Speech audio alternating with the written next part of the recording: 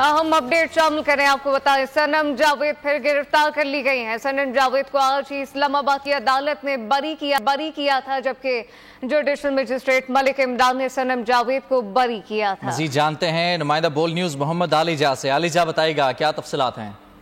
देखिए, अहम खबर से आपको आगाह कर रहे हैं। सनम जावेद खान पाकिस्तान तहरीक इंसाफ की खातून रहनुमा है।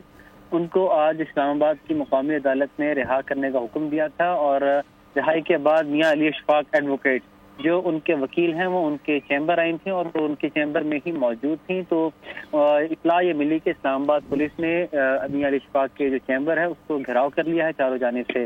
और बाद में जब मियां अली इशफाक, सनम जावेद और उनकी फैमिली बाहर निकली है तो उन्होंने देखा है कि इस्लामाबाद पुलिस की भारी नफरी उनके चैम्बर के बाहर मौजूद थी।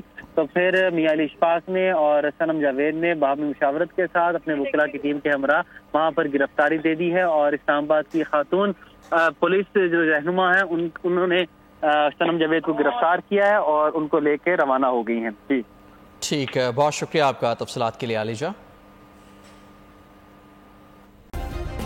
सब्सक्राइब करें और बेल दबाएं ताकि कोई खबर रह न जाए।